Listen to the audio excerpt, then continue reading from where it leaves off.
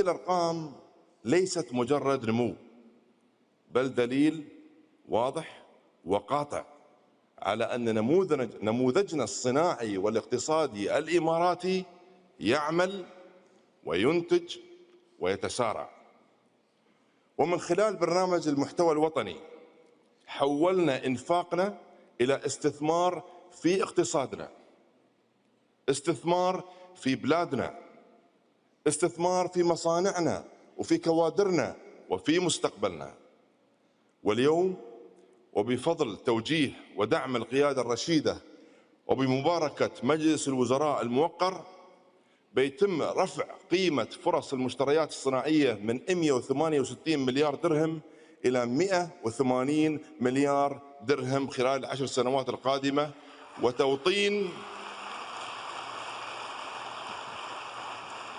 وتوطين أكثر من 5000 منتج جديد في قطاعات استراتيجية تعزز أمننا الاقتصادي والغذائي والصحي، وبما يضمن استدامة الأعمال في القطاعات الحيوية. وفي الوقت نفسه وتماشيا مع توجه الحكومة لتطبيق وكلاء ونماذج الذكاء الاصطناعي في الخدمات والعمليات، نبدأ تحول تكنولوجي ورقمي شامل وغير مسبوق. الذكاء الاصطناعي لن يكون مجرد أداة في مصانعنا، بل شريك في القرار يعيد تعريف الكفاءة والسرعة والإنتاجية. الحضور الكرام، اقتصادات المستقبل تبنى على 3 ركائز: طاقة تشغل، وتكنولوجيا تفكر، وصناعة تنتج. والإمارات اليوم تجمع هذه الركائز في منظومة واحدة متكاملة، وهذا يرسخ مكانتها كوجهة رئيسية للاستثمار والنمو. ورسالتي للمستثمرين والمصنعين هي أن الإمارات توفر لكم منصة عالمية للنمو، بيئة أعمال قائمة على المصداقية والثقة، تشريعات مرنة، حوكمة منضبطة، خدمات مالية عالمية المستوى، بنية تحتية ولوجستية تربط الإمارات مع مختلف أنحاء العالم، وفرص حقيقية للنمو والتوسع. في الإمارات تتحول الأفكار إلى صناعات، ويتحول الاستثمار إلى قيمة. وبدعم ومتابعة سيدي سمو الشيخ خالد بن محمد بن زايد آل نهيان ولي عهد أبو ظبي رئيس المجلس التنفيذي لإمارة أبو ظبي، وللمساهمة في تطوير المحتوى الوطني واستعدادا لإصنع في الإمارات، نظمنا بالأمس ملتقى اصنع مع أدنوك لاستعراض مشاريعها للعامين المقبلين بقيمة 200 مليار درهم، والإعلان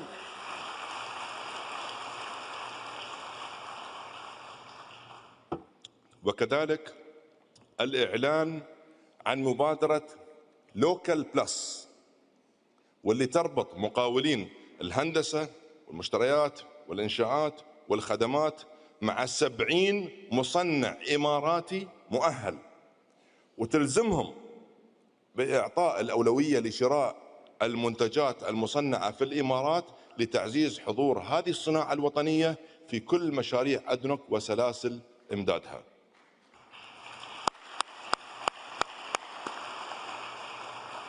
وأقول لقطاعنا الصناعي الخاص وغرف التجارة والصناعة والصناديق الاستثمارية السيادية،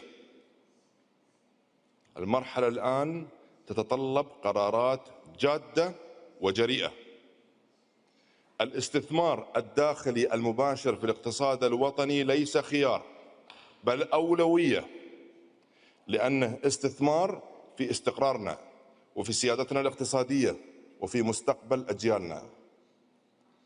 السيدات والسادة، معادلة النجاح للمرحلة القادمة واضحة: من يجمع بين الطاقة والذكاء الاصطناعي والصناعة يعزز قدرته على النمو والتأثير عالميا.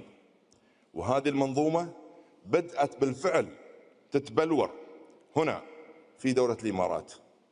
نحن لا ننتظر التحولات بل نصنعها، لا نواكب المستقبل بل نسهم في تشكيله. من الإمارات تبدأ الفرص، ومن الإمارات تنطلق الصناعات إلى العالم. ابنوا معنا، استثمروا معنا، واصنعوا في الإمارات. وشكرا.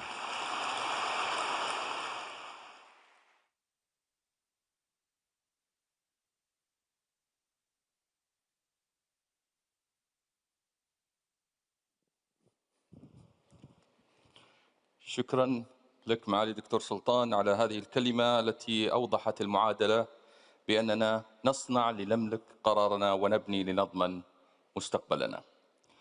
حضورنا الكريم، هنا تتجسد نماذج تثبت كيف تتحول الرؤية إلى إنجاز، تتحول الصناعة إلى قرار، والاستثمار إلى قيمة. مشاريع اختارت أن تصنع في الإمارات لم تعد طموحات بل واقع يقود. نبدأ من الفضاء حيث تجاوزت صناعاتنا حدود الأرض. أرحب بالسيد عامر الصايغ الغافري مساعد المدير العام للهندسة الفضائية لدى مركز محمد بن راشد للفضاء ومدير مشروع محمد بن زايد سات. أهلا بك. ومن الفضاء إلى الصناعات المتقدمة والتكنولوجيا حيث تتحرك الأنظمة بدقة، نرحب بالسيد فريد الجوهري المؤسس والرئيس التنفيذي لشركة مايكروبوليس روبوتكس.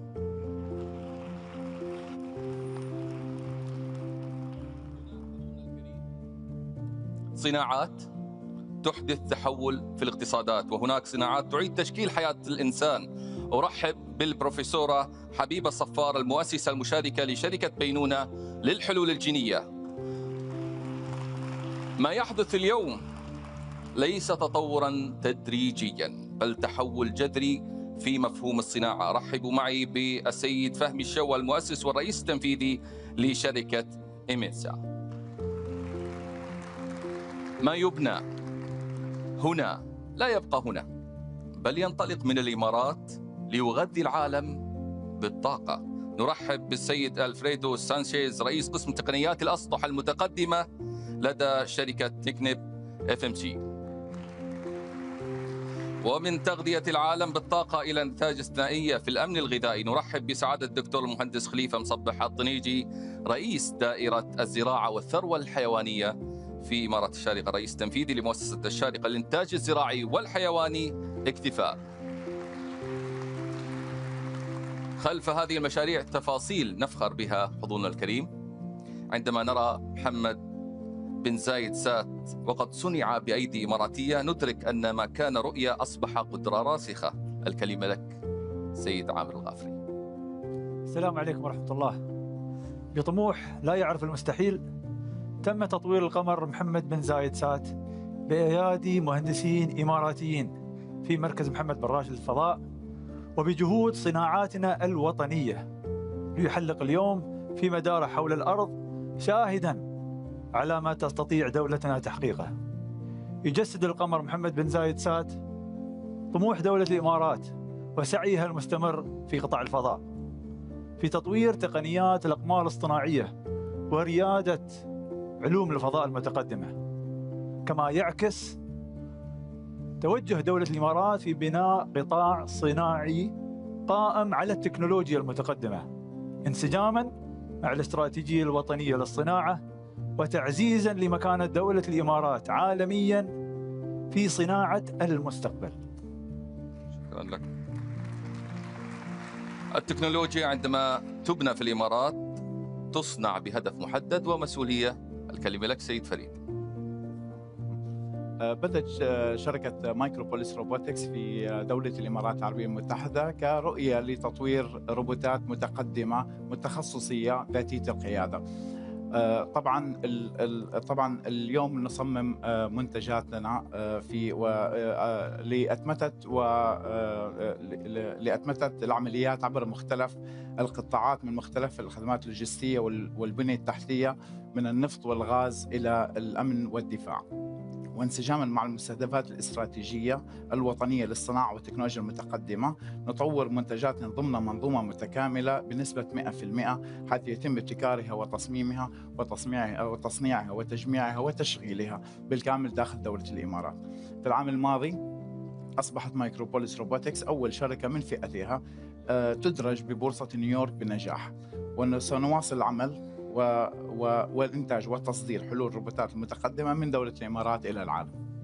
وعندما حضورنا الكريم نفهم الجينوم البشري نبدأ في إعادة تعريف مستقبل الرعاية الصحية. ماذا تقولين بروفيسورة حبيبة؟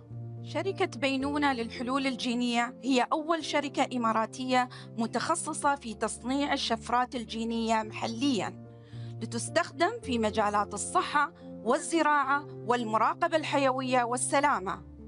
ما نقوم به اليوم يمكن الأطباء والباحثين من الوصول إلى تشخيص دقيق وسريع، ويدعم بشكل مباشر منظومة الطب الدقيق في الدولة مع تعزيز كفاءة وسرعة الفحوصات.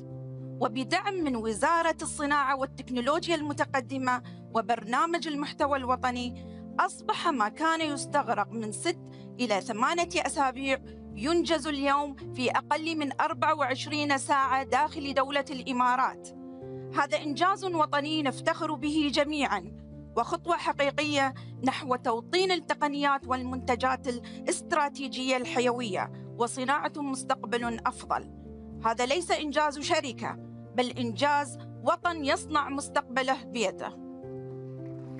ليس بالمخزون بل بالذكاء، هكذا تبنى المرونة وتصبح واقعاً، أليس كذلك سيد فهمي؟ نفخر بأن شركة إمنسا التي تأسست وانطلقت من دولة الإمارات تعمل على تحويل سلاسل الإمداد من النموذج التقليدي الذي يتطلب شراء قطع الغيار الحيوية واستيرادهم إلى المخزون الرقمي والتصنيع المحلي عند الطلب. ومن خلال العمل مع قيادات طموحة ذو مستقبلية في آدنوك وشركات إماراتية أخرى، وبدعم من برنامج المحتوى الوطني ICV الذي يدار من وزارة الصناعة والتكنولوجيا المتقدمة، قمنا ببناء شركة تثق فيها أكبر شركات في العالم مثل أكسون موبيل وشل. فاليوم إمنسا تستخدم حلولنا التي تم تطويرها في الدولة من قبل هذه الشركات في كل أنحاء العالم من الولايات المتحدة إلى النرويج وسنغافورة، وما تقوم به إمنسا هو توطين فعال للتصنيع المحلي، وهو ليس فقط تصنيع متقدم، ولكن تغيير وتعريف معروف سلاسل الإمداد انطلاقا من الإمارات إلى العالم. الشراكات توسع نطاق الأعمال والثقة تضمن استدامتها. ماذا تضيف سيد سانشيز؟ عندما اخترنا أبو ظبي لتكون مقرنا العالمي، فإننا اخترنا أن نبني على المدى الطويل. واليوم التصنيع المتقدم لهذه المنتجات في دولة الإمارات العربية المتحدة يخدم عمليات الطاقة في 5 قارات حول العالم. بالتعاون مع آدنوك والمنظومة الصناعية في دولة الإمارات تمكنا من تحويل القدرات المحلية إلى مستوى عالمي مرموق. الأمن الغذائي ركيزة أساسية في السيادة الصناعية. نتحدث عن منتجات تصنع في الإمارات لضمان الاستدامة في الأمن الغذائي. مع سعادة الدكتور خليفة الطنيجي، لك الكلمة. بسم الله الرحمن الرحيم. قادت مؤسسة الشارقة للإنتاج الزراعي والحيواني اكتفاء نموذجاً ملهماً يدمج بين الأصالة والابتكار في الإنتاج الغذائي المستدام في دولة الإمارات العربية المتحدة. وخلال أقل من 2 عام منذ نشأتها تفخر مزرعة مليحة للألبان بكونها أول مزرعة ألبان عضوية متكاملة في الشرق الأوسط، كما تفخر مزرعة مليحة للألبان بحصولها على لقب موسوعة جينيز للأرقام القياسية كأكبر مزرعة تضم قطيع أبقار سلالة A2 الموثقة جينياً في العالم، وبعدد 6495 رأساً. فيما يعد مصنع مليحة للألبان من الأكبر والأكثر تطوراً في المنطقة، وبطاقة إنتاجية تبلغ 700 ألف لتر من الألبان العضوية يومياً. إن دل هذا فإنما يدل على قوة نموذج دولة الإمارات العربية المتحدة في الصناعة والريادة وإلهام المستقبل.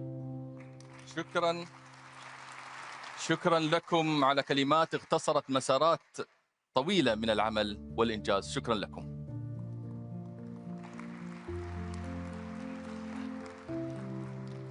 إذن من استكشاف الفضاء إلى الصناعات المتعلقة والمتقدمة المرتبطة بالتكنولوجيا، إلى العلوم الطبيعية، إلى المواد الأساسية، ومن الأنظمة إلى أنظمة الطاقة العالمية والأمن الغذائي. حضورنا الكريم، هكذا نبني المستقبل.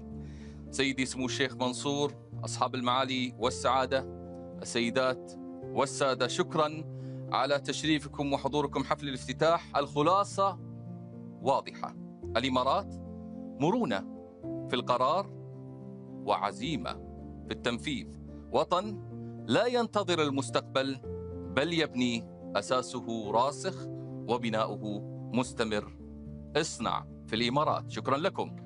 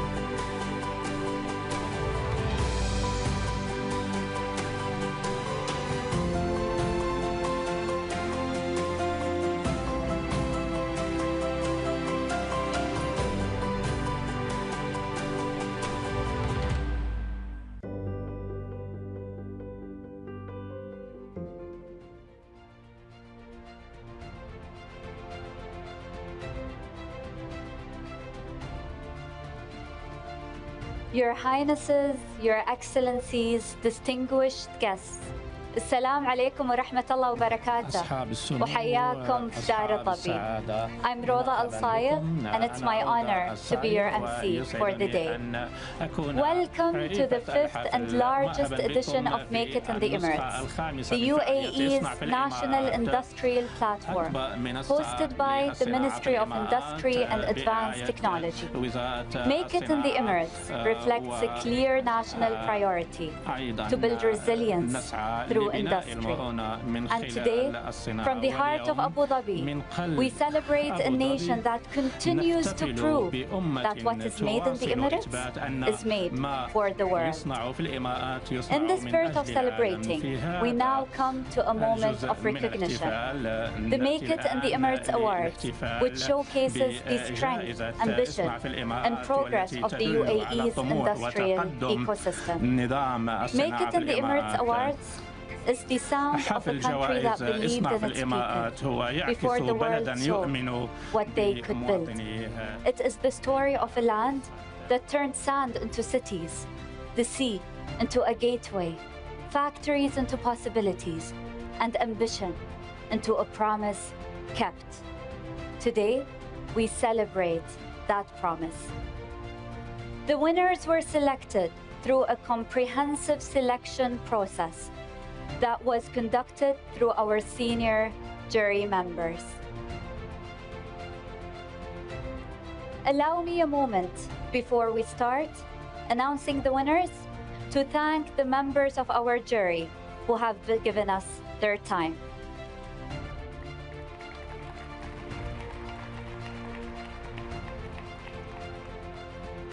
Ladies and gentlemen, we now announce our awardees. In the Tech Frontier Award, Large Enterprise, the award goes to Halcom Systems.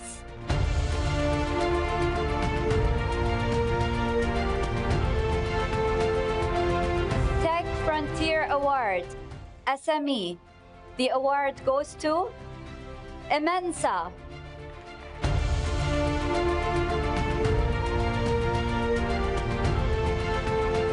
National Industrial Growth Award, Large Enterprise, goes to Buruj PLC.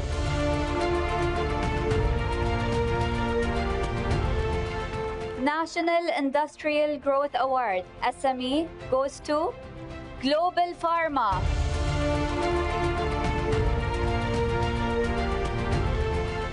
Quality and Compliance Award, Large Enterprise, goes to Steel.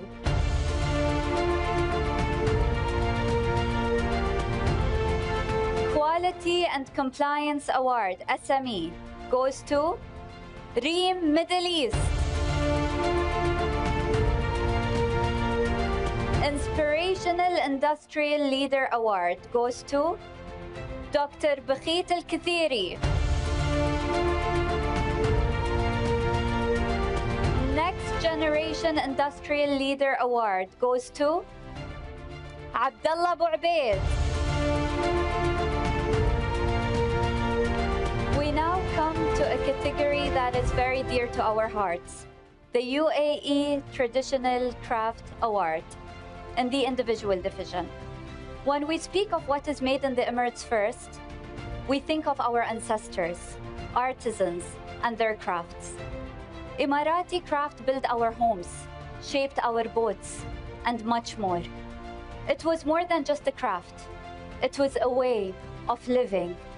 And that is why, in this category, the ministry decided that everyone is a winner. The winners by name are Ummi Atija Al-Mhairbi, Saeed Al-Shahi, and Fatima Al-Mansouri. Last but not least, in the UAE Traditional Crafts Awards Enterprise Division goes to Asjal Studio.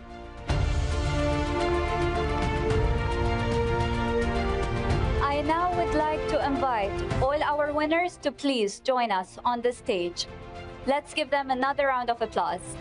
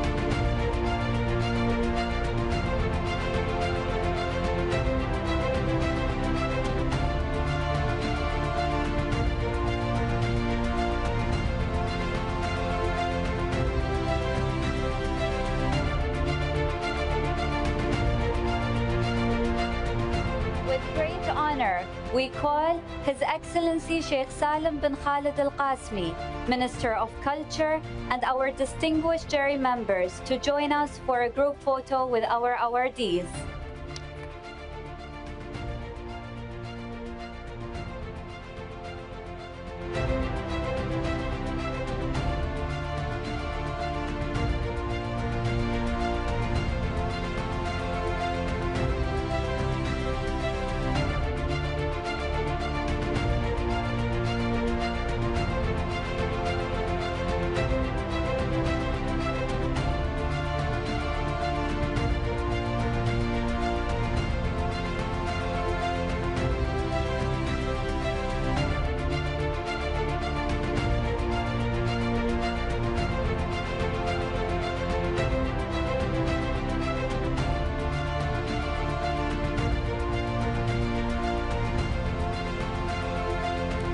Let's hear it once again for the winners. Thank you, Your Highness and Your Excellencies. مبروك ألف مبروك.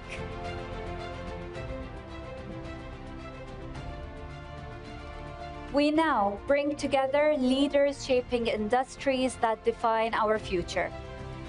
Please join me in welcoming the moderator of our next panel to the stage. Let's all join in welcoming Hadley Gamble, joined with our distinguished line of panelists, His Excellency Suhail Mohammed Al Mazroui, Minister of Energy and Infrastructure, His Excellency Dr. Thani bin Ahmed Zayudi, Minister of Foreign Trade, His Excellency Faisal Al Bannai, Advisor to the UAE President for Strategic Research and Advanced Technology Affairs and Chairman of EDGE Group. Hadley, the stage is yours. Once again, good afternoon, everybody. My name is Hadley Gamble. I am the Chief International Anchor for IMI, and it is a thrill for me to be joining these gentlemen here today. Your Excellency, I want to kick off with you. UAE, 60 years, a member of OPEC, that ended just a few days ago. How are you feeling? When you say the speakers, Well, is it freedom? Well, Hadley, again, this is a sovereign decision that was taken after a very careful look at our whole strategies, including made it in the Emirates.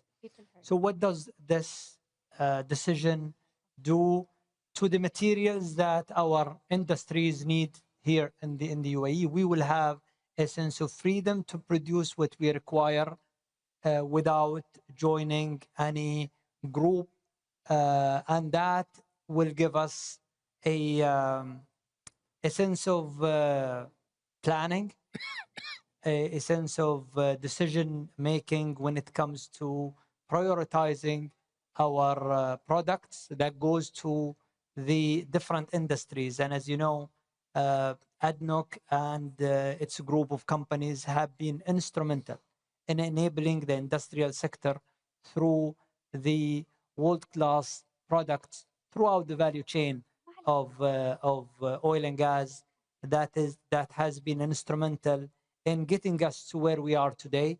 The future is going to be more prosperous for us. We look forward to grow our industrial base to become something that the whole world will need more. And having that flexibility is going to enable us and strengthen the made it in the Emirates. U.S. President Donald Trump has said that this is a good decision by the UAE, but we haven't heard anything officially from OPEC nor from Saudi Arabia. And those of us who follow energy markets might find that a bit surprising. Is this the calm before the storm? No, I think this is not the first time that a member country exit the group. It happened before, and the group has been relatively calm about it. Everyone realized that this is a sovereign decision. Everyone realized that UAE will be, as well, and as we said, a responsible producer. We're not new to this market. We understand it. We will always be acting responsibly, and we will be, as an individual producer, hopefully an enabler for growth. Hopefully, we will contribute as well to the world stability between supply and demand. And I'm confident that we will be working with so many nations, including the members of OPEC and OPEC Plus, but bilaterally rather than as part of a group. So you left on good terms. Sorry? So you left on good terms. We left on a good term, and as I said, we are a responsible producer, and we have investors here. We're dealing with many of the world-class industrial countries that are dependent on us, and we owe it to those partners who elected to invest in the UAE to produce what the world requires without restrictions, with collaboration, of course, with all other producers.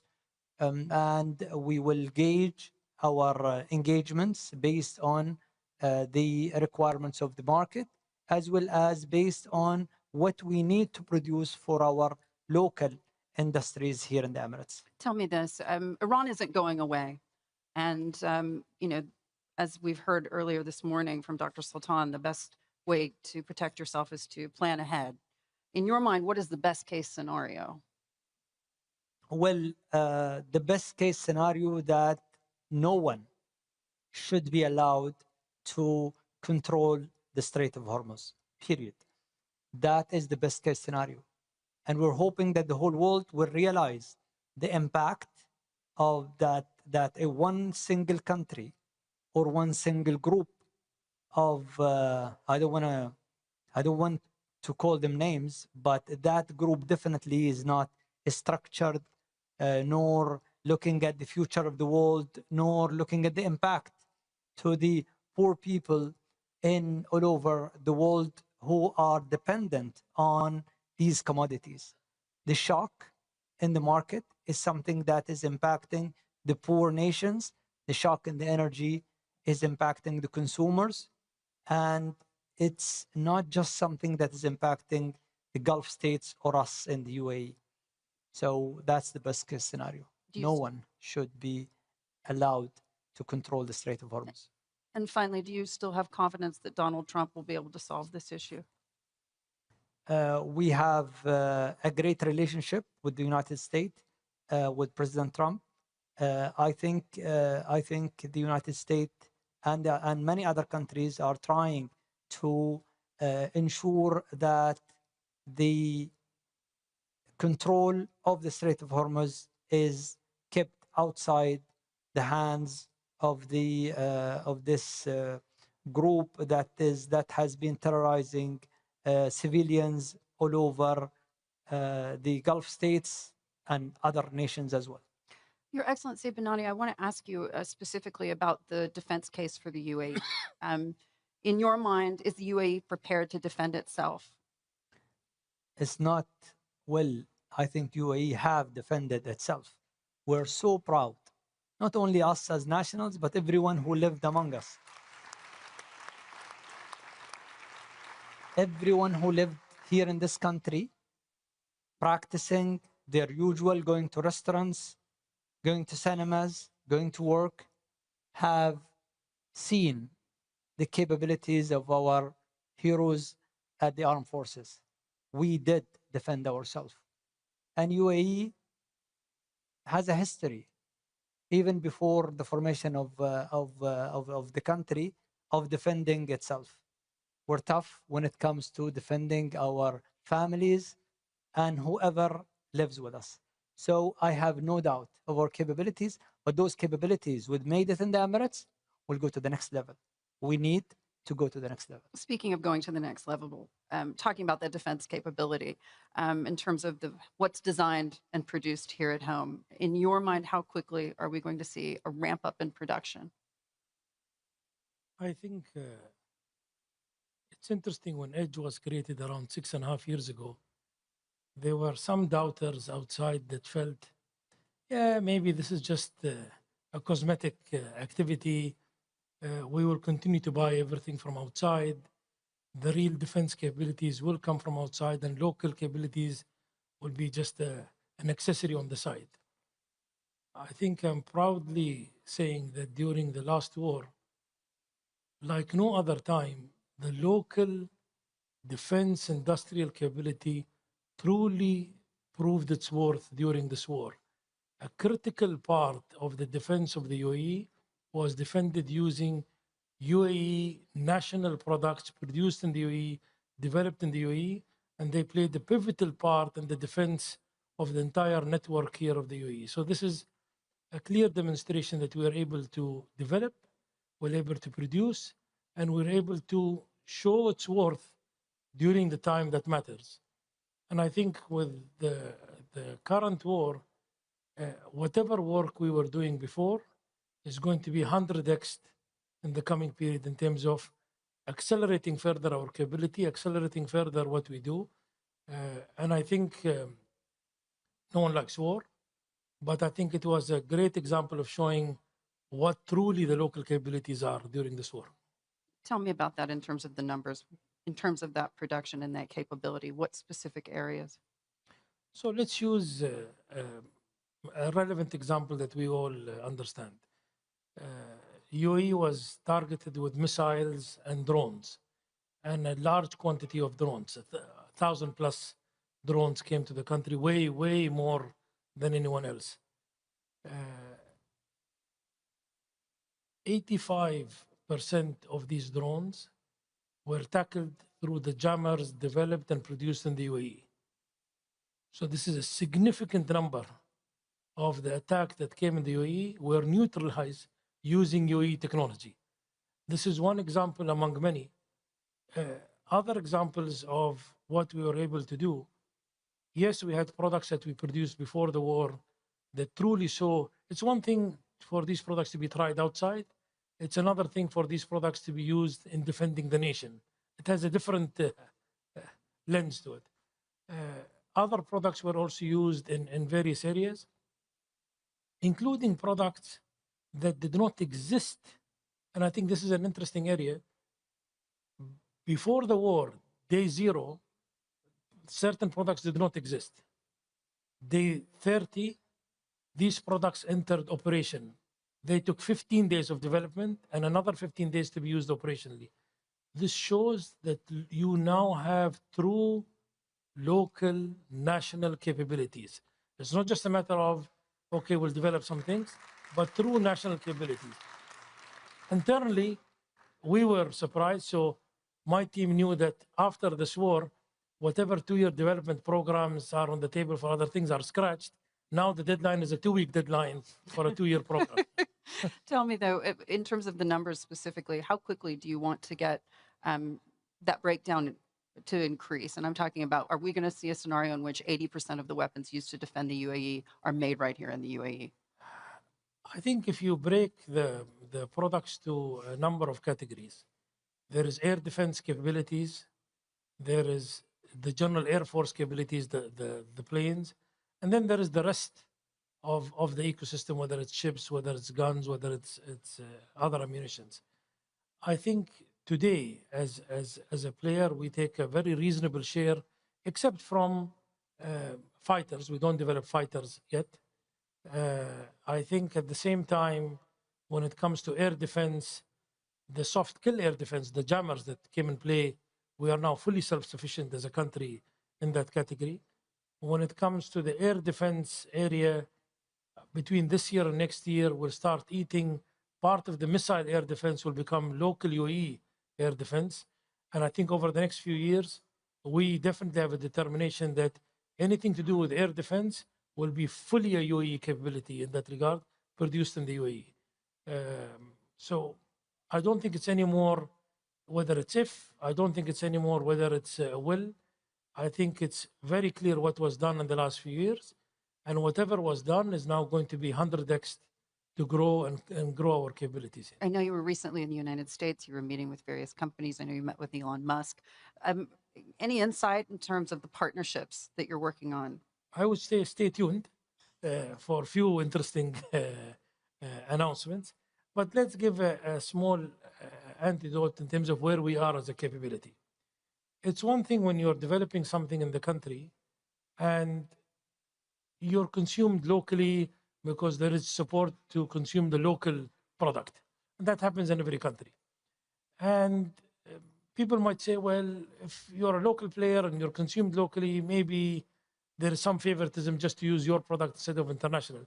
Although in defense, it doesn't really work that way, but let's take that for an argument. 6 years ago, when Edge was created, the companies that came together, the annual international booked orders for Edge was 2% 6 years ago, 6.5 years ago to be more accurate. 3 years ago was 25%. 2 years ago was 50%. Last year was 70%. It means the product developed in the UAE in an annual booked orders that we have, last year 70% was international orders. So this tells you where we sit today from a capability point of view and how determined are we to really excel in that domain and really defend the nation and become a key player in the global advanced tech space and defense. So we've heard energy security, we've heard defense capability, and I now want to talk about putting all of that money to work. And we talk about the foreign trade profile. In your mind, how is that going to evolve post-Iran war? Well, first of all, we had an excellent growth in the last few years, and last year we outperformed as well. Although we had 12 days of attack last year during the summer, which did not disturb the overall growth that we had. Last year, we exceeded $1 trillion with a growth of around 27%. The majority went toward the majority of the growth went toward the exports, and the exports to the countries which we signed CPAs with exceeded the expectations with the massive growth. The first quarter of this year was as well continuation of this outperforming performance. We had an excellent growth as well. Even with the whole disturbance, everyone thought that we're going to go to the minus.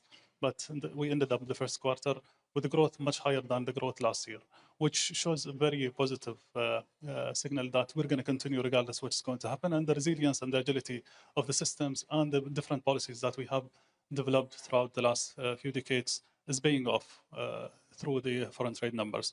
Now, trade is not about only the numbers. It's about supply chain. It's about industry. It's about ensuring the availability of commodities with the reasonable prices in the country. And this is a very long story and very long journey which we have taken the last 3 decades in terms of the investments in our air cargo, investments in the transportation when it comes to ports, infrastructure, and the connectivities from those ports to the UAE and vice versa from the UAE to the rest of the world. And as well the investments in the logistical railways and the roads and bridges, which managed to reduce the consequences of the supply chain disturbance because of the attack against us. Now, in terms of the numbers, we're connected to more than 250 ports around the world. We're owning more than 330 vessels by our operators, and that makes us much more agile to maneuver around the challenges that is facing the globe now. When it comes to as well the agilities, we managed to shift many operations from the Arabian Gulf to the Gulf of Oman, especially in Fujairah and Khorfakan, and they managed to move in many of the commodities. And guess what? As well, the airlines played a major role in reducing the consequences. The growth in some of the airlines were in above 30% in some of the cases, which means that we managed to shift and do that shift easily because of the readiness, as well as the taking different scenarios in daily operation, so to reduce the consequences of such incidents such we have. And global financial institutions are curious to know whether or not we're going to see sovereign wealth funds redirecting, if you will, some of those funds back into the UAE. Do you anticipate that will happen? Well, it's already happening, and it's a very long strategy policy that we have. We invest abroad, we build up the technology, we build up the know-how, and bring it to the country. And we have done it, and we have done it as well in the defense. Edge is one of the models, bringing those international partnerships to the country to build up certain sectors within the country. Now, moving forward, for sure, we're going to continue our international investments, but also we're going to have a huge investments internally, regardless it's going to be through the sovereign wealth funds or directly by the investment by the governments. But the infrastructure, the strategic projects, development projects are going to be a key priority for the country moving forward, and many projects will be announced very soon, just to make sure that we're continuing the momentum and we're not going to be as well dependent in any countries. Do you anticipate we're going to see stimulus packages? What is that? Stimulus packages. We started with that, but the upcoming projects is going to be direct investments by the governments, different entities, regardless of federal or local, and that's going to as well boost the internal domestic public-private partnership. There were conversations obviously being had between the UAE and the United States about US dollar swaps. That was characterized by many in the media as a bailout. In your mind, how would you describe that? And also, if you would just kind of walk us through where you are in that conversation. Well, we had this discussion and conversation with many. It's part of an elite group that the US is having this swap policy with. They're having only with 5 countries: Canada, Europe, UK, Switzerland, and Japan.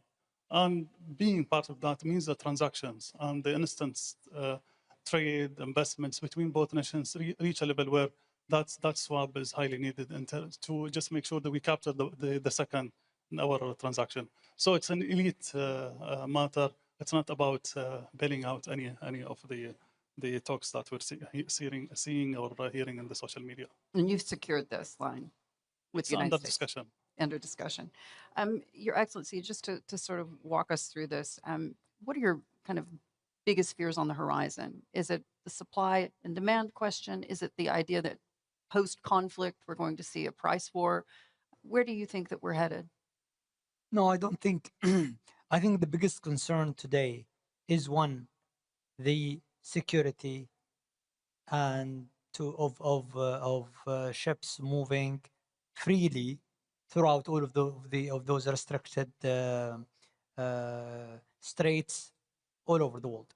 Everywhere it's given, except for the Strait of Hormuz, except of what Iran is trying to do. So that's a risk. Now that risk, since it happened, it had drawn the reserve or the strategic reserve inventories down. And that is the second concern.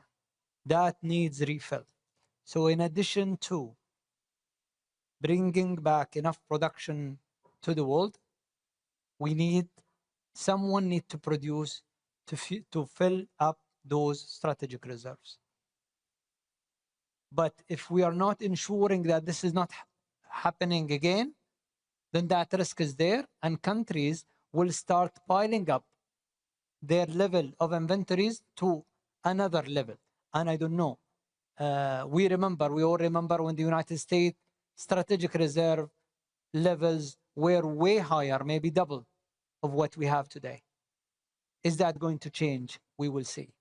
That's why it's so important for countries like the United States, all of us here in the Gulf, that this strait is kept open without possibility that Iran is coming and or the Revolutionary Guard coming and blocking it again after time.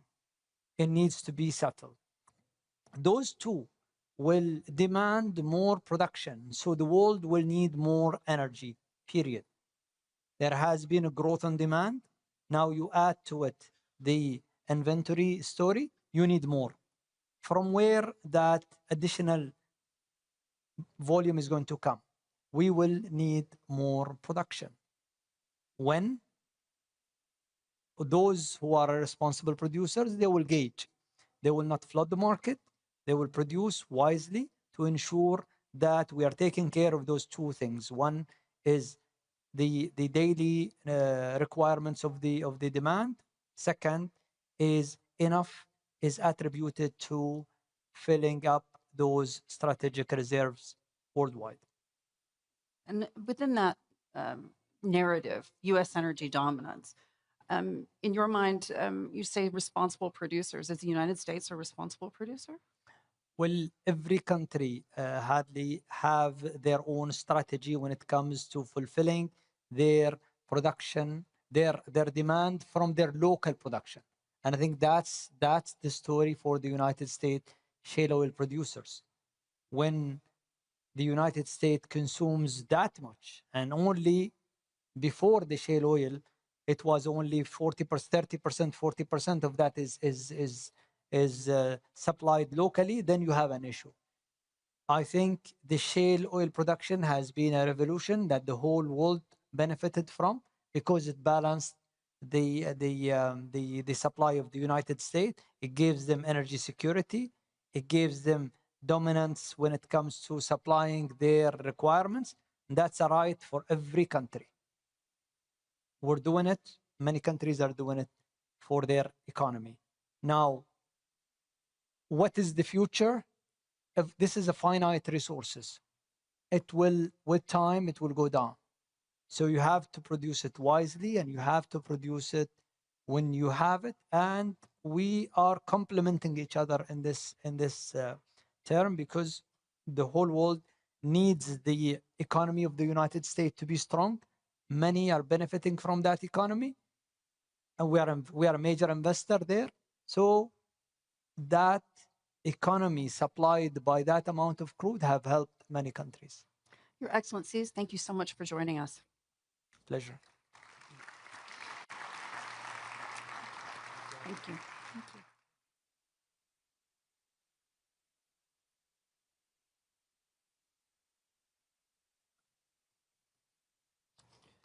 It's my great pleasure now to ask my next guest to join me on stage, His Excellency Ahmed bin Abdullah Belul Al Falasi. Great to see you, sir. Excuse me. If you shift this, yeah, perfect. Yeah. You heard us briefly just discussing the idea of potential stimulus packages. Yes. You know, for all of the enthusiasm that we're hearing from ministers here today and industrial and capitalist, and as well as people who are manufacturing, there is still a lot of fear out there in the market about what this means for entrepreneurs and what this means for non-oil growth. In your mind, does this government need to get out there in front of this and inject some money into the economy? I think we should, and we already did that. We announced a $1 billion fund through the Ministry of Industry, but also we have the Emirates Growth Fund, which is specifically targeting a highly volatile segment, which is SMEs. SMEs, by nature, are far more exposed to the volatility of the market. And therefore, our approach is to provide patient capital. And over the past month, during the midst of the aggression, we announced an investment. Whereas capital markets were drying up because of the what's happening around and the ambiguity, we intentionally made that investment. And that went a long way. That sent a message to local SMEs that the government is here to support you. If your economics work, we know that we're here for you over the longer term. And we also play an active role as well. So we intentionally take a non-controlling stake, so anywhere from 20 to 49%. However, we mandate as an executive board seat at the company, where we help them, first of all, build the governance, so move from being entrepreneurial-driven to institutional. We also bring expertise, global expertise, to give them operational depth, and also open up markets for them, given our connections. So to your point, yes, I think more than ever now, investments by government is important, but the right type of investment. The growth capital that's willing to take risk and willing to add value beyond equity. Equity will always be available in the UAE. I believe the last report I've seen is with VC capital, the UAE alone gets over 50% of all the MENA region. So it's plenty of capital. The question is the right type of capital that's able to support these SMEs during any kind of risks, and also beyond that as well to grow. The UAE created the non-oil economy that other Gulf capitals dream of. In your mind, how much has the Iran war hurt that achievement or hurt that vision? I think hurt is a tough one. I think it tested us. And I think the UAE has been proving its resilience, be it through the recent flooding that has happened, be it through COVID. And I think going through tough times and coming out stronger sends a very strong message to global investors and to SMEs as well. Airport never shut down. It was always operational. We've managed to secure other channels for cargo through the ports of Fujairah and Khor as well. So I think the agility and the ability of the UAE to weather every type of shock, whether it's natural disaster, warfare, or even like a global pandemic. So I think in my view, it's a blessing in disguise, and I truly believe that coming out of this, people have much more confidence in the UAE. We've heard the ministers talk about the resilience of our defense system, the resilience of our logistical system as well. So I think if I were an investor willing to invest in the region, I would not choose any other place besides the UAE. Talk to me about the cost of doing business, because many of the folks that I've been speaking to, written into their contracts, they never had war insurance. Is that something that has to be factored in going forward? Because Iran isn't going to go away. Well, look, I think there's always risk, right? And when you do an investment, you have a weighted cost of capital, which includes as well sovereign risk, right? I think in the short term, yes, there will be a bit of apprehension and a bigger risk assigned. However, if you come to a local entity like ours, where we're part of the system, we don't put an added risk to our investment. Whereas if you go to international investor, they would allocate a certain risk to the region, let alone the UAE. But for us, accessing local capital, you will be able to access equity or debt at a competitive rate. That, to me, is the advantage of having a government-led investment, both equity or debt, which takes into account the risk, because we know it very well. There's perceived risk and there's actual risk. So today, the perceived risk is much higher than the actual risk. And I think that combination will be there for a few years. And I think that's also an opportunity for us to be able to deploy more capital, since we know the market and we know that the futures will always be bright. And we'll be able to weather any challenges that come our way. You mentioned the billion fund. I want to ask, I mean, in a sense, though, that's looking at, deferring costs, deferring license fees, et cetera, et cetera. It's not necessarily injecting money. True. So are we going to see something like that from the government? Well, look, you have to know, before corporate tax, SMEs and companies used to only pay fees. And we always got hammered about our fees being high. And our answer was always that we don't have corporate taxes. But now, corporate taxes are kicking in, which means that by definition, if you're not profitable, you don't have to bear any additional costs. Now, having said that, still fee waiver is important. However, access to debt and equity is also on the table. So our 1 billion is still available.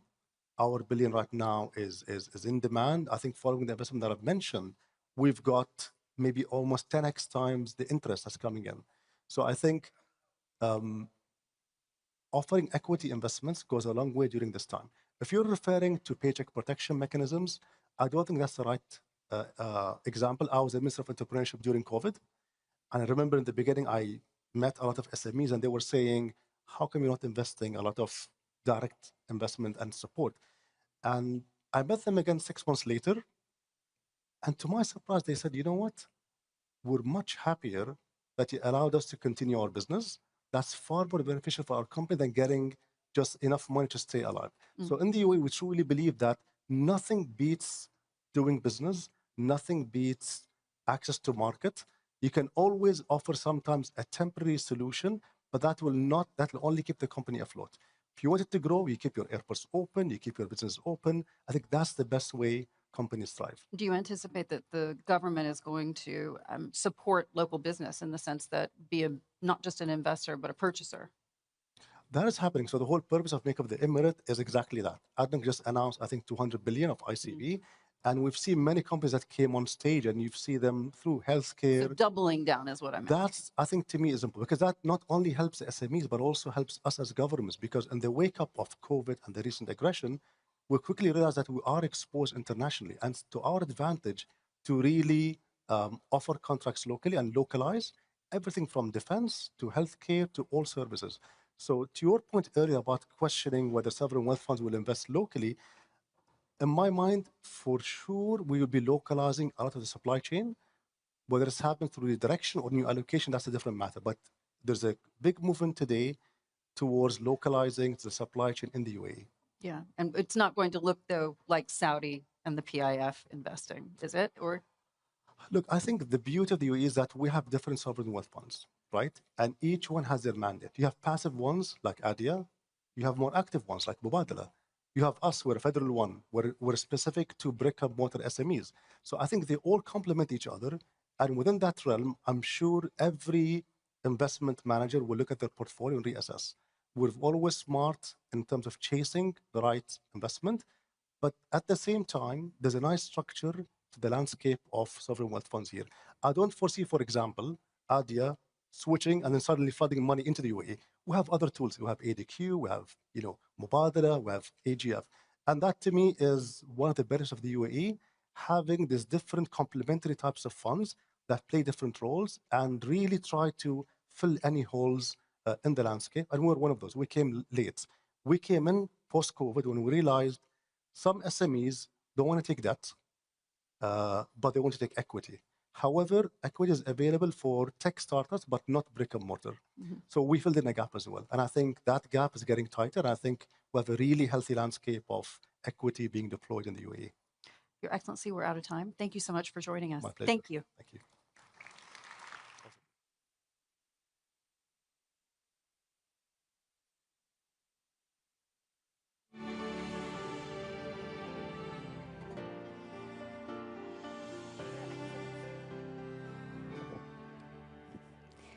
Your Excellency, we truly agree that we all complement each other, and that all starts in rooms like this. So every person here today is a part of us making it in the Emirates. Thank you all for being here with us. We just witnessed a reminder that resilience is not built over time alone, but sustained by leadership and the people. From that perspective, we now bring together leaders of family businesses, shaping legacies across generations. Please join me in welcoming to the stage our moderator, CEO and founder of AB Talks, Anas Bukhash.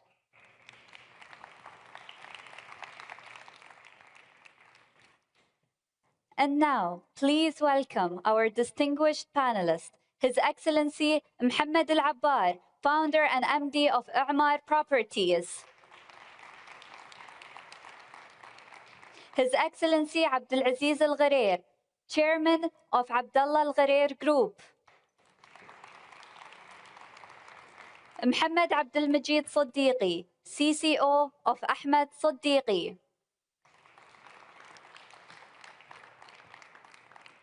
Ghada Hussein Al-Fardan, founder and president of Ghada Al-Fardan Jewelry.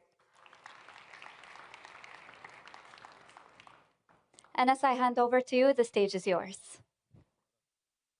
تفضلي. مرة فاضحيني. قالوا هذا سماج، قلت لهم نعم سماج. اوكي. ولا صوتي واضح؟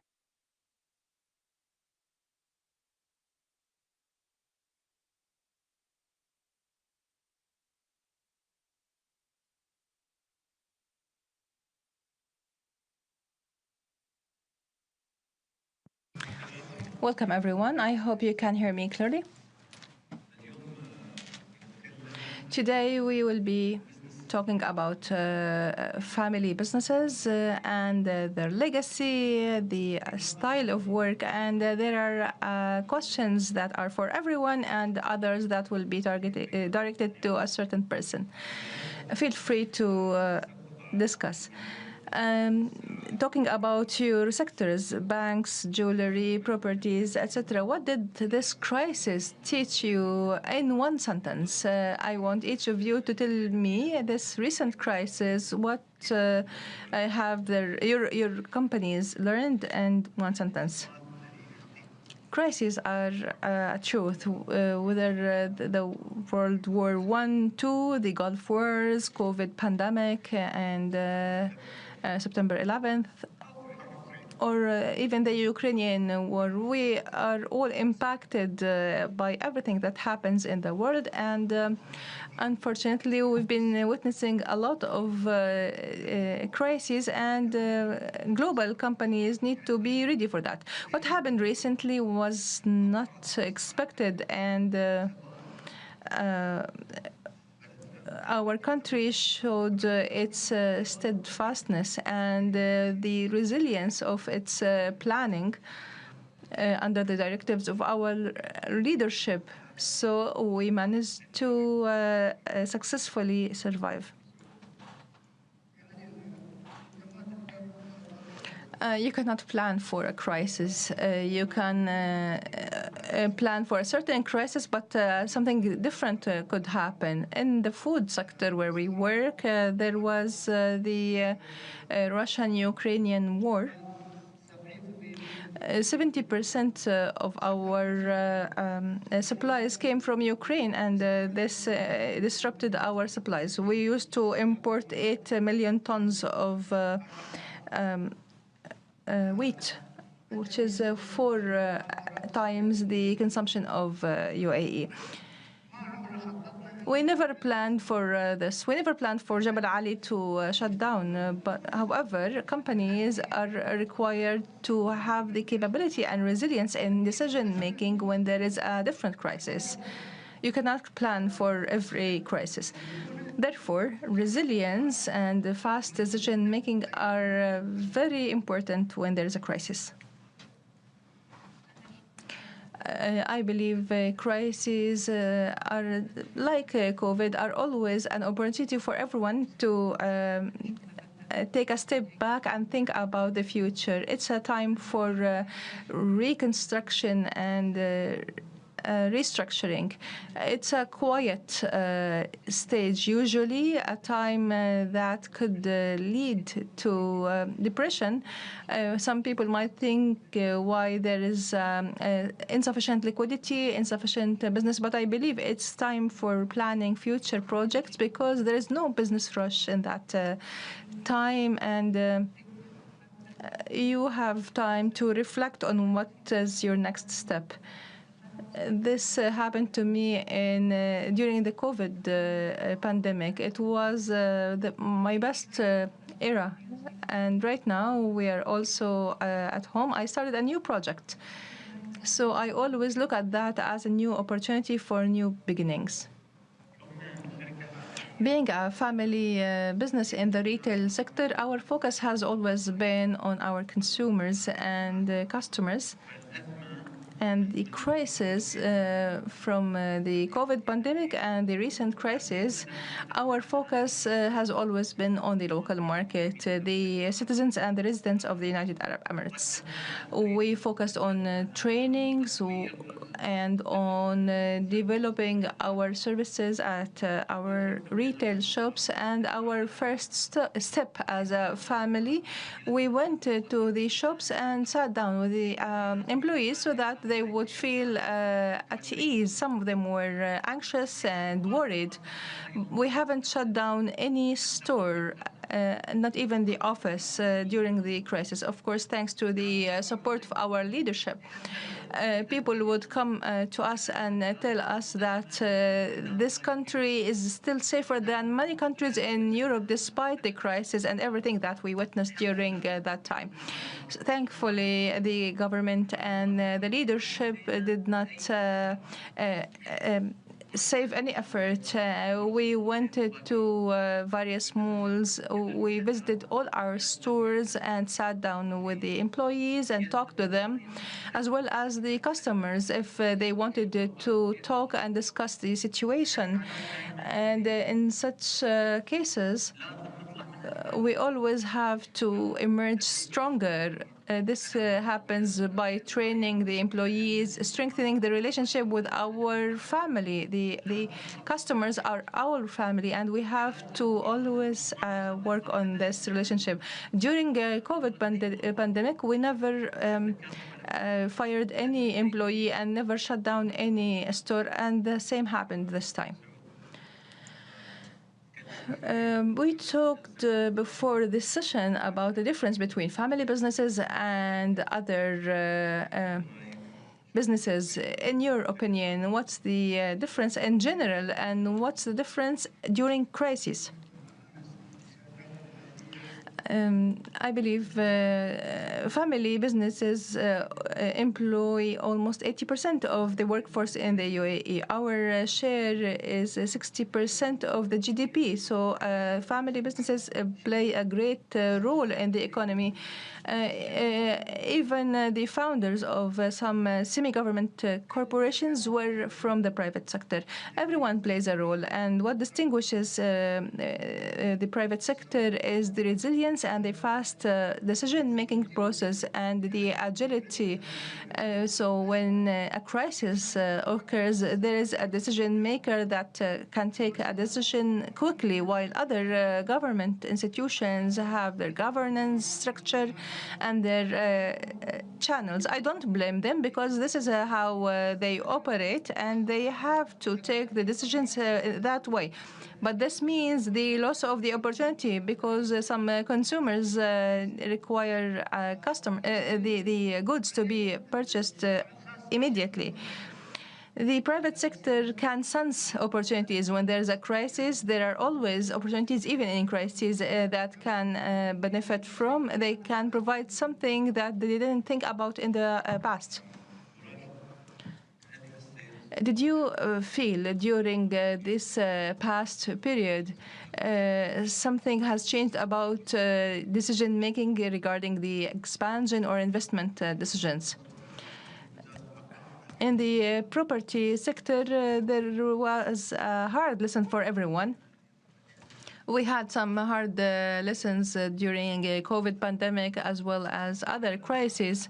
But what I'm noticing is that when you learn from 2008 and from COVID, and as Boussaoud said, you have to build an agile and resilient business that can handle these circumstances.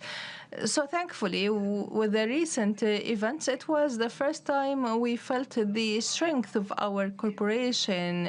We were comfortable handling the situation. A lot of people ask about how I'm doing and how is my business doing, but everyone is telling them that I'm living my life normally. It's because I'm looking at things naturally, because I'm sure a lot of you have learned from the past crises, and what happened recently proves that we can handle any crisis. In the first week, we sent emails to everyone, all employees. We told them we are not laying off any one of the workforce. We are not cutting their salaries, etc. Because everyone learned lessons from the previous crises, and respectfully to everyone, whether in the government or family businesses, we know the human nature. We care about our reputation among the society in front of our leadership, and it's important for us to always be up to this, or to live up to these names and the name of our country. So when we see that our companies are robust and managed to survive during the recent events, this teaches us that we have to always ensure that our businesses are robust and strong and agile. We have to always keep up with the new updates. Ghada, we talked about this for a long time, but I believe it's important. Any family business specifically, how do you deal with the various generations? The first generation is the founding generation, and some say that the second generation will spend everything that the first one has collected. So there are sometimes 5 generations. How do we build the bridges? As you know, we are now in the 3rd generation, and we are facing some difficulties with this 3rd generation. Can we continue as a family business or not? There are concerns I am working with a third generation because I was part of the late second generation. So they look at me as an example. And if I manage to continue in this family business, then it means they have a future as well. The diversity of our businesses, we are a multi-business group, and we have diversified companies and work in several sectors. And this diversification gives an opportunity to this young generation to enter the business. We work in agriculture, automobiles, properties, etc. And every one who joins this family business from the family has an opportunity to grow and expand. And there is also a different path. Al-Fardan Holding allows each of us to set up their own company, and if it was suitable to join this holding company that will continue through the family business. This allows us to test what we want to do on a large company scale. They give you the funding, they give you the support, and you can implement the idea you have, and if it succeeds, then it becomes part of the family business. In the 1950s, you set up your company, and it's been a very long time. Did you manage to sustain this business? How do you ensure that everyone has an opportunity in this diversified business? My grandfather, when he set up the company, he started out of loving this business and a hobby for watches and radio. My uncle Abdul Hamid is now the chairman of the company, along with my late father and my uncle Ibrahim, who set up or founded the company in the second generation.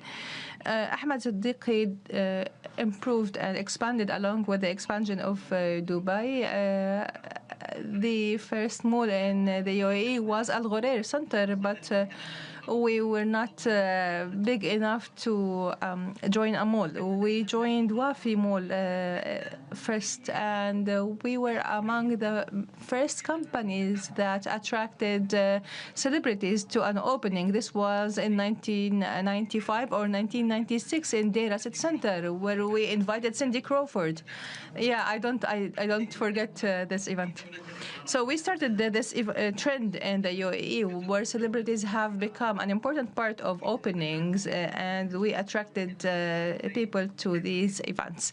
Now this has become a normal thing. The challenge was with the third generation, and as all companies conduct studies, they see that most companies fall with the third generation, and that was our challenge as well. We didn't want this to happen. We sat down as the third generation, me, my brother, and cousins. We decided to have governance and protocol in our family business, and my late father and uncle were against that. They didn't want to pay amounts of money for something that they saw unnecessary. We were determined and worked for 5 years to set up this family governance. We are only 10 people out of this family working in the company. And it's not just that we are working because we don't have any other thing to do. We have KPIs, we have attendance. I remember my father who would talk to HR if we were late to our work to deduct from our salary. So this is not a given. We have to do something for our company, and this has led to the success of the third generation. And now we have the fourth generation with us in the company, and we have a close relationship among us, the 10, including our uncle, who's from the second generation. As Mr. Gada said, there is always a challenge with the gap among generations, but we are trying to have a dialogue between each generation. Busardu, when we talked, you told me that sometimes we see these crises as tests and that these tests change our priorities. You told me that your priority changed from profits to a national perspective. Can you explain more about this? Silal, which is responsible for the food security in the UAE, they contacted us and wanted to know what is our capacity and capability during this crisis, because we have large factories and large storages and silos. We told them that we put everything we have under their disposal. They can work with us the way they want, and we saw that the national priorities and interests are more important than any profitable businesses. We told them they can do whatever they need. We opened our silos and storages for wheat, flour, and feed, oils, and everything that we manufacture and export. Our exports are 88,000 containers annually from Jebel Ali. We are the largest exporter by container number, and this capacity was all provided to the authorities for the national priorities and the national strategic storage was in our own silos. So we have to ensure that the rotation is correct in order for these products not to go rotten. Silal and the government contacted us because some Gulf countries require wheat exports. We told them that we are ready for that. The wheat was offloaded in Fujairah. 200 trucks would transport the wheat from Fujairah to Jebel Ali. It would be loaded again on ships to go to Qatar, to Bahrain, Kuwait, and even to Dammam, because it's faster from Jebel Ali to Dammam other than the Red Sea route. So we did that in order to ensure that the UAE is a leading, helping country in the GCC.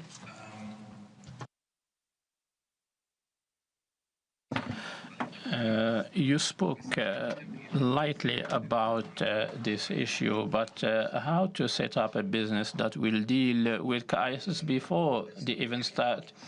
Humans, by nature, they learn from crisis. You learn what's happening around you. Is there a policy for the organization to anchor that principle? With all respect to everyone, I started learning from 1997. I was in Singapore, and I remember the situation was very difficult. We took a loan from the bank, and then the bank said, we need our money back now. Look, he's laughing at me. No? But the commodities, they are at the store. There's no customers. So if the organization cannot learn from what is happening, and I'm sure everyone is learning, but do we have staff that can learn from this and prepare the organization? Yes, we are looking for profit, but also we are looking for growth. And in our country, our growth is accelerating. And we have what we call take the money. So we aim for growth, 50%, even 70%. But this growth, will you make sure that you have all the safeguards within the organization, safeguards with the contractor, safeguards with the customers who did not pay, and while you have other installments to pay? So I think this comprehensive ecosystem that we call positively paranoid. You are paranoid, you want to go fast, take the money from the table, but there is a process. You have to manage costs, you have to manage technology, you have to manage risks, you have to follow the market on a daily basis. And among the things that we were being held responsible for in those days, we have 40,000 customers who paid for their flats and villas while they were still under construction. Those customers, they pay installment on a monthly basis. And every month we get cash that flows into the bank. And maybe we have like 100 sites under construction, and contractors are working around the clock. In December, among the 40,000, we were getting 1,000 among the 40,000 customers. 1,000 customers would come and ask, please give me some more time, 1 month extra for payment. And in December, there was 8, and after the incident, it reached 1,200 customers. After the ceasefire, it went down to 700. So this is positive because I'm giving you these figures so that you can see how the situation is positive in our country. And you need to monitor the situation. You need to be vigilant, but don't forget to take the money. Rada, you spoke about diversity in your business, and you told me something dear to you. Particularly in this time, tell me more about the business that you have in mind. I was thinking about this time of calmness. Everyone was asking me about Lulu. What can we do about Lulu? I have a workshop and we work on Lulu, but we have employees, and if we don't work on it, we will lose this. So, well, like I said, first of all, for any students or young Emiratis, we teach them different types of Lulu pearls and how to handle prices and ways from A to Z. And then the next step, how to deal with the pearl. And I will teach them how to work with hand on the pearl, because this craft, we don't want it to vanish, and we in the UAE, we're the only one who work in this industry. And I wonder how can this industry continue if we stop? Because every session is people ask me, tell us more about how can we buy and pearls. And I took all these steps as an initiative based on my passion for pearls, and I believe this is a passion, and we don't want to lose it, and we need to teach the next generation what is the value of pearl in our past and how to preserve it. Very good.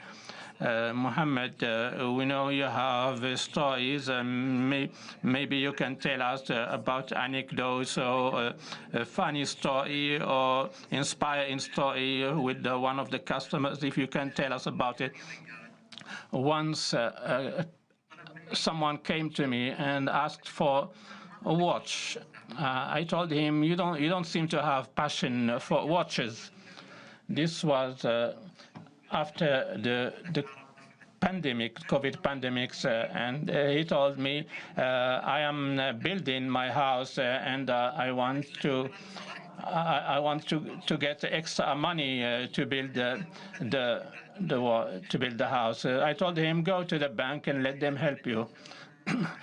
Otherwise, in our line of work, we deal with different types of persons, and among the persons I met in 2004 or 2005, it was Michael Jackson, and I was at the store, and many people from the police came, and the person with them was a woman with a niqab. And the person there told me, this is not a woman, this is Michael Jackson. I went to him and he introduced himself. And I remember I took his signature, but he didn't take a photo to avoid being impacted by the flash. But I remember also Boy Ashid came to my store, and there was 5 guys had just opened, and we went and had dinner together. So this gives us opportunity to meet different people, and like I said, it's not a business relationship or customer relationship. It's a friendship and a family relationship, and in many cases there are people, ministers or sheikhs, and who come to us, and we sell luxury. We're not selling food or facility from a bank, and we sell luxury, which is not a necessity. This is when you build the relationship and the credibility between you and the customer. We said we'll be bringing you some interesting stories. And the last questions for everyone. The first question: if you can give one advice to someone who wants to start a family business, what will be your advice? Starting with you, Abu Ashid. From what I saw, and all those who have experience and knowledge and the style, I always tell people, from my own perspective, my IQ is average, but my hard work is the best. I believe in hard work. So the issue of hard work encompasses many things. You need to check your work. You need to study every opportunity and know where to take risks and bring people and monitor their work and keep pushing. So I say the harder you work, the luckier you'll get. There's a saying, hard work beats talent when talent feels to work hard. And this is why I like to hire Indians, because they answer the phone even at 1 o'clock in the morning, because how can you take the money if you keep sleeping? Abu Saud, your advice. In crisis, people can lose control, and many people think about selling their building or their shares, and I think this is one of the biggest mistakes people can make. In crisis, there are opportunities. Even beginners can seize those opportunities to invest. Many people, I asked them, how did you start your business? They said, I started during a crisis. During the crisis, I took the risk and I did this business. This is why my advice to people, please, during crisis, don't sell. Be patient, endure. If you have a factory, if you have a company, become partner with others. Tell them, ask the bank to reduce the installments. Everyone will help you because everyone has interest because they want you to come back to them again. So selling during crisis is very risky, and is impactful on humans. I concur with that. I believe during crisis, and I always work during crisis, and you need to keep moving. Real estate is cheaper. You can bargain on prices of stores. Everything is available. But there's something else for family businesses. The older generation, we take experience and expertise from them, but what can we give them back? We can give them development and technology. Something happened, something funny happened with my father. He said, when you take pictures of the pearls, you're killing its colors. So I was trying to take photo for advertisement with other girls, and I used AI in the photos. So I went into the system and took the photo, and I sent it to my father. And he said to me, finally, you managed to do a good lighting. I said to him, this is not a physical photo. I said, this is with AI. He said, you don't have this contact. I said, no, I have the contact, but I took this and I put it in AI to make it like this. He said, now you can fire all photographers. I was with him, and he took the pearls to show me difference between each type of pearls. He explained to me the story of all those types. And he said to me, those images in the Photoshop, and I put all the contacts. And it only took like 3 minutes. He said to me, your photographers, they make the pearls in yellow color, but this is the first time you get the lighting in the white color. And since we are a family business and 10 of the family members are working in it, which is not even 1% of the employees in the company, we take into consideration credibility and transparency between family members. At the beginning, we used to take, I make a decision, and my cousin will not like that. So we broke that obstacle between us, and if my cousin sees something wrong, he should talk to me, and that we need to have a dialogue, and dialogue should stay in the company and should not impact us outside the company. And we need to think about our work at the company as professional in our area of work, in our responsibility. This is very important. And also our relationship. It's not that everything will be with stubbornness and stand, not my way or the highway. There should be a reason for everything. So this is important for family businesses. Last question, we'll start from here. And since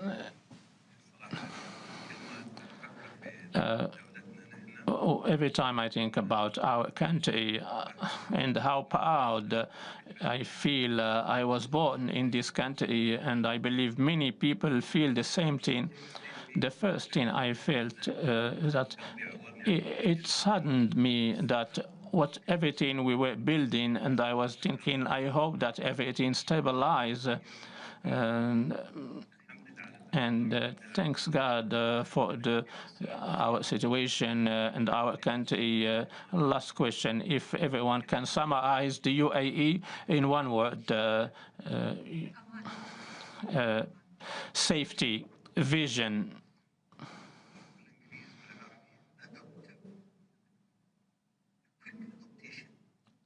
Quick adaptation,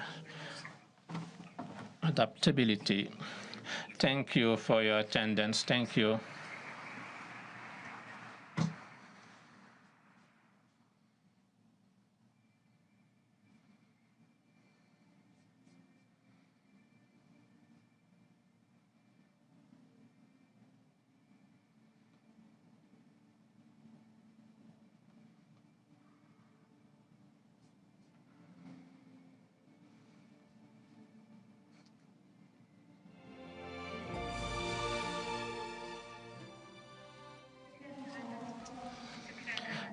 Thank you, Your Excellency. Thank you, Anas. It was not just a simple session, but lessons in life, many lessons that we took, and from those lessons, we take not only the name of the company, but we carry the name of the UAE, and the UAE is proud, and the Emirates will always be fine.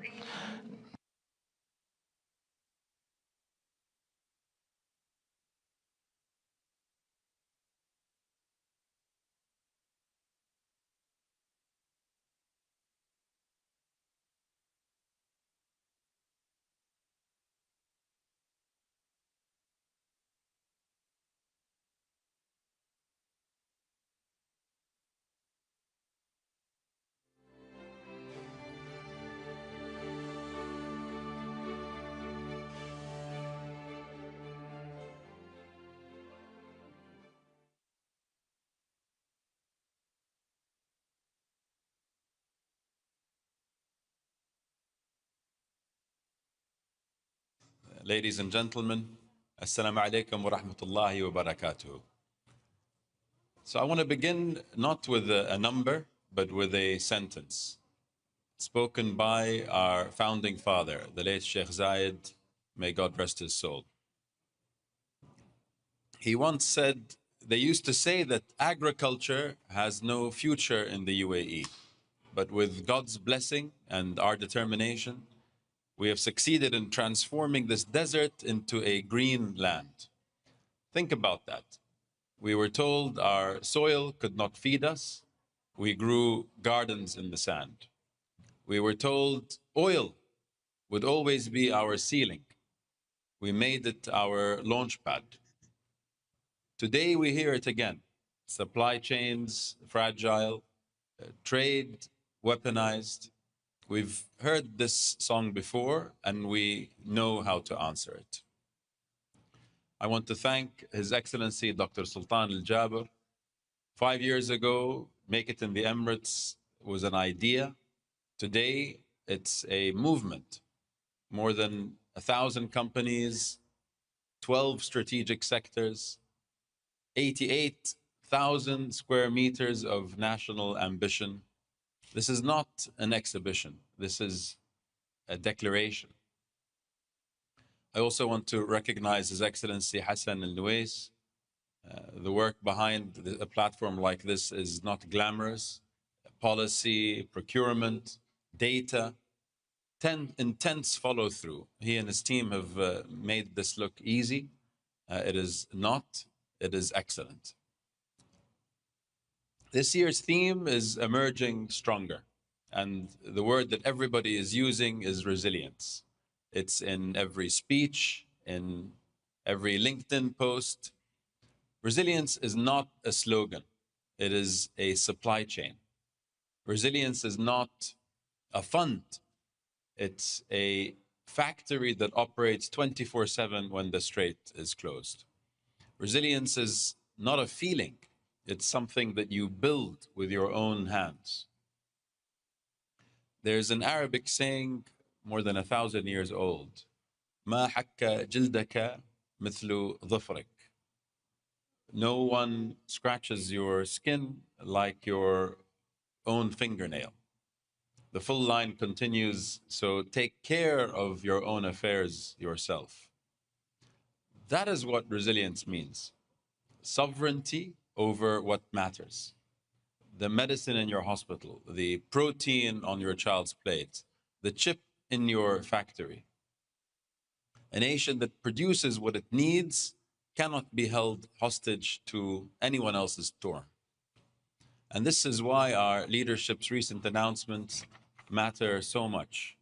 The Resilience Fund, the expanded ICV, the new National Industrial Data Committee giving us real-time visibility into our industrial nervous system. This is not incremental. This is a doctrine. Our President, His Highness Sheikh Mohammed bin Zayed, put it in 5 words. The UAE is not easy prey. We are not, we never have been, we never will be. For years, we have celebrated foreign direct investment, rightly so. $45.6 billion last year, 10th in the world. Dr. Sultan has this morning put direct domestic investment on this stage. Allow me to put a number to it. Last year, the businesses, families, and investors who have made this country home deployed more than $119 billion into our economy. More than 2.5 times our FDI real growth, 5th in the world in IMD's rankings. This story deserves to be told as loudly as the FDI story. FDI is foreign confidence. Domestic investment is national conviction. FDI is mobile. Domestic investment is rooted capital that stays through the disruption. What gets measured gets celebrated, and what's celebrated gets multiplied. Capital alone, though, does not build a resilient economy. People do, including our amazing entrepreneurs. Hub 71 in Abu Dhabi, Sharah in Sharjah, Endeavor across the Emirates, not nice to haves, the soil where our next national champions are growing. The next Emirati industrial company, the next ADNOC of advanced manufacturing, the next regional pharmaceutical leader is sitting in a co-working space right now. We must water that soil aggressively, patiently, as if the future depends on it, because it does. And one more demand on ourselves, research.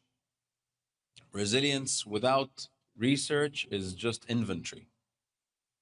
The countries that win the next century will be the ones that invent the next supply chain. So we must and will aim much higher. R&D as a share of GDP, PhDs per capita, on patents filed per year. These are the metrics that help a region emerge not just stronger, but smarter.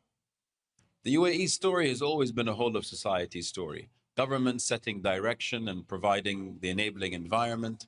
Family businesses, as you've heard, more than 60% of our GDP and 80% of our workforce providing scale. Sovereign funds providing depth and patience. Philanthropy providing catalytic capital. Startups providing surprise. And our women increasingly and rightly providing leadership across every one of these. No single sector wins alone, but together they are unbeatable. So dear friends, on policy, let's elevate domestic investment, headline it, report it, make it more famous than FDI. To industry and investors, take the offtake, take the license, take the leap, be a builder and not just a backer. To our entrepreneurs, build the boring things, build the medicine, build the spare part, build the algorithm, build the food. The glamour will come. To every young person who calls this country home, Sheikh Zayed turned desert into garden. Today's leadership turned this federation into a global voice. Your generation will turn this country into the world's most resilient economy. Not because it's easy, but because it's yours. We're not just making it in the Emirates, we are making the Emirates stronger, deeper, enduring. Thank you, and God bless the United Arab Emirates.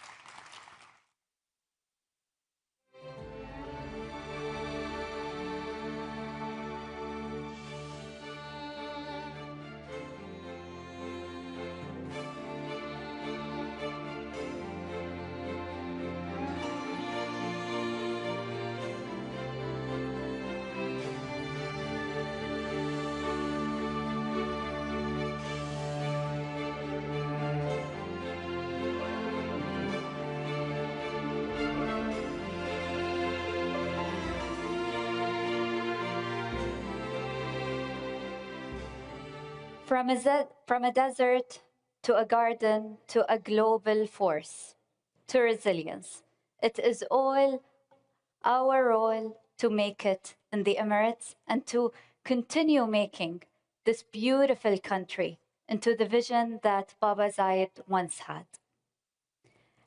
Please join me up next to welcome a voice that reflects not only success, but the responsibility it carries. To lead the final session in the Momentum Hall, please join me in welcoming our moderator, Mustafa Agha. Joining him is head of the Egyptian Senate Committee on Financial, Economic and Investment Affairs, Senator Ahmed Abu Hashima. The stage is yours. 14 حطونا 14. تحياتي للجميع. طبعا اليوم We have a tight schedule and we will be talking quickly. We would like to welcome an international guest, being in addition to being a member in the Egyptian Senate Committee on Financial, Economic and Investment Affairs. He is also a public figure with a great presence in the Arab, Egyptian and international spheres. MP Ahmed Abu Hashima. Let's cut to the chase, although this is a tough subject, but let's try to simplify it. From your personal experience, how can we transform the economic relationship between Egypt to UAE and the UAE from trade into manufacturing? The UAE-Egyptian relationship is always growing rapidly, and the trade exchange between Egypt and the UAE in 2025 increased by 70%. It became $9.2 billion in volume. The United Arab Emirates is the largest foreign investor in Egypt, investing in several diversified sectors. So you mean 9.2 billion is both sides. Egypt exports more, but it doesn't mean that the relationship is growing, and there was a 70% increase in trade volumes. When we talk about industry, let me tell you about my personal experience, because it's unique in the industrial partnership between UAE and Egypt. The first one is the NIFI company, and if you know me, I've always been working in heavy industries, intense energy sectors. After 2023, I turned into different sectors. I always see myself as an industrialist, but I saw that the difference between our imports and exports is $30 to $35 billion. So we try to study what Egypt is producing and exporting. We found out that it's one of the major producers of vegetables and fruits, and specifically oranges, for example. This is thanks to our political leadership. From 2014 until now, the agricultural spaces increased by 4 million acres. We want to increase raw materials and turn them into dollars and increase our exports. And I work in greenfield projects. I presented this to partners in the UAE, and they agreed after conducting the studies. I found all the facilities, funding by FAB here in Abu Dhabi, who agreed to fund me. I asked for a special free zone in Egypt. They said, okay, but you have to export 100% of the products. So now equity from me and my UAE partners, funding is from UAE. We manufacture, we are in the AI capital of the world in the UAE. So everything is very high tech and reflects the industry 04 with robotics and everything. Our aim is to manufacture 103 unique products over the coming months. This is a partnership that will increase production that also does not burden the banking sector in Egypt. So it's a real partnership. Also, Blue 5 is one of our partners. It invests 10,000 hectares in Egypt in order to provide us with raw materials and to become a real hub that produces B2B and become a B2C in Kizad, for example, to become a hub for Gulf countries and East Asia. This is not our ultimate goal because my partners and I will be heading towards any place that has agricultural or arable lands with rainfall, and the 5 factories that we have are unique there and nowhere else in the world. Also, we have Autumn Solar, which produces solar panels and solar cells and batteries. And I would like to thank Dr. Sultan Al Jaber for 2 reasons. The first is that Dr. Sultan was the reason of this project, and he told me about this idea.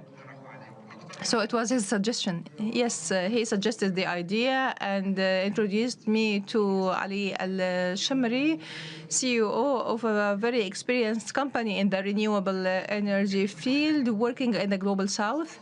So there was a real UAE-Egyptian partnership. Who are our suppliers? He brought the 3 major companies, including JA Solar, which produces almost 90 giga. We wanted to produce 5 giga. I went with Ali and asked him for another request. I told him that we need these people to be our partners, and this partnership means that the technology changes every few months. I don't want to build a factory that has obsolete technologies in a few months. So in order to convince Chinese investors, it was very difficult, but he managed to convince him. And the Chinese people are very difficult to work with. We've been working with them for a year, and our factory is now in Al Sukhna, and I believe Egypt is going to be a hub. Everyone who works in the industrial sector knows that the Chinese are very difficult people to negotiate with. But I believe Egypt will be a hub for this solar energy sector, especially that Egypt's strategy 2030 is to have 42% of our electrical consumption coming from solar energy. We will be exporting, and we have offtake agreements already signed. We will be producing 2 giga in the first phase. A lot of questions and very short time, but let's ask about the location and the infrastructure. To what extent do they play a role in your strategic decision to invest? For example, linking Kizat with the east of Port Said. Kizad is one of the major industrial and logistic zones in the Middle East. It's an industrial zone with infrastructure linked to Khalifa Port. Has a lot of expertise. It's now linking Asia, Europe, and Africa.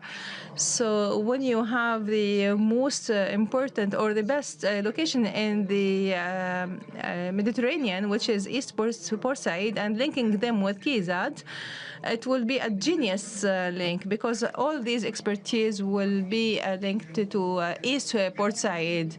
This is where a ship takes 2 to 3 days to Europe, but it takes 20 to 30 days from East Asia. So this is the genius idea, and the UAE-Egyptian partnership, the great expertise in Abu Dhabi ports and Kizad as an industrial zone with the Egyptian infrastructure in East Port Said. Now we are talking about strategic thinking completely outside the box. You are an investor, you have capital. If you have a clear demand, to what extent could this change your decision to enter a certain sector? An industrial investor doesn't have money. Your money will always be in the market. Because industry is something really difficult, so I don't have the money actually. But having a clear demand is always important for any industrial investor. They have to study the market to decide. And the UAE has given us a hard time. How so? There is something new every day, not every week, not every month. There is something new every day. Yesterday, there was the Make It with ADNOC forum.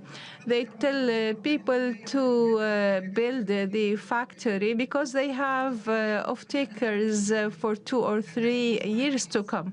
So you create the factory and I will be buying the product. And this clarity of demand is not something that makes you wonder if you will invest or not. It will make you ask yourself, how much am I going to invest? The figures in the UAE. The UAE is always speaking the language of numbers. I learned that numbers is the language that you have to use in order to provide evidence. And this is what happens in the UAE. Speaking about investment, what's your opinion on the best investment sectors in the industry? After the current crisis that we see, there are 3 very important sectors for every investor. The energy security, and right now it's not just the oil and gas energy, because this is the traditional source of energy. I am talking about new and renewable and clean energies such as wind and solar and the green hydrogen energies. Manufacturing the components for these energies, just like atom solar. Also, localization of industries and technology transfer is important. Last year, there was almost $2 trillion worth of investments in this business. The second one is water security. The Arab region is one of the most scarce regions in terms of water, and the technologies for water desalination and everything related to water recycle and reuse is something where we have to focus on localizing and technology transfer. After the COVID crisis and the Ukrainian crisis, supply chains became a very difficult topic. But the United Arab Emirates is a desert country. It's not an agricultural country by nature. However, the volume of food in the market is 37 billion. They have strategic storage and stock. They always have new technologies for smart agriculture. So food security has become a very important sector to work in addition to strategic sectors such as steel and aluminum and military industries that are already existing, but the 3 I mentioned are really important. You have a talent for numbers. How do you remember the numbers? This is part of our expertise because we have to calculate everything. Today we are in Abu Dhabi. What makes the UAE different in terms of industrial attraction or attracting investment anywhere? It's about the vision and the political will. And I would like to say that the United Arab Emirates is very lucky with His Highness Sheikh Mohammed bin Zayed.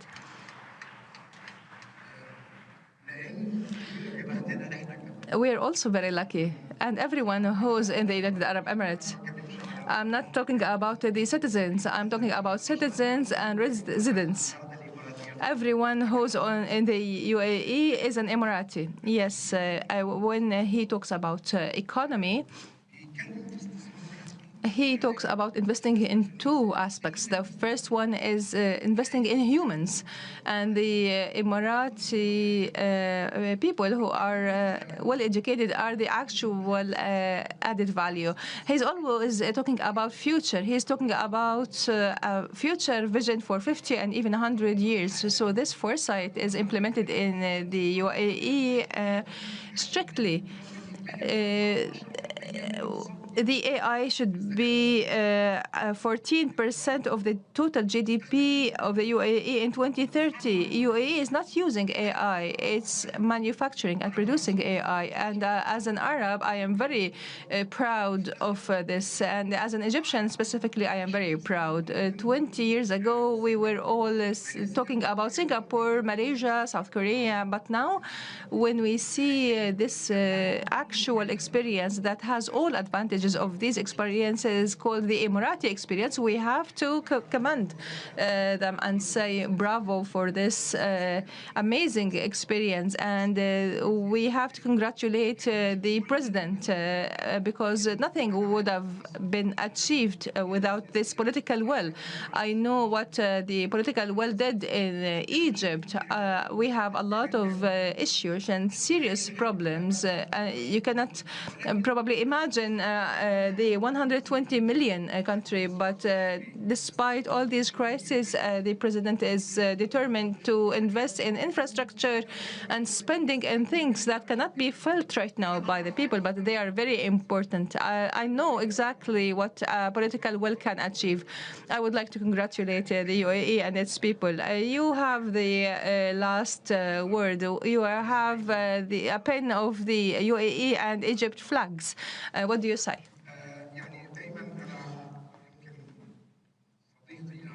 My friend Ali gave me this pin of the UAE and Egypt flags, and I always say that the UAE and Egypt relationship has been strong one since the days of the late Sheikh Zayed. We have Sheikh Zayed. We have towns and cities named after Sheikh Zayed in several parts of Egypt, and this hasn't happened with any other personality. This relationship is growing day by day. There are 930,000 Egyptians here in the UAE. Emiratis come to Egypt and feel like they are in their second home. So it's a very distinguished relationship with the UAE. It has a special nature. Thank you so much, MP Mr. Ahmed Abu Hashima. Thank you, everyone.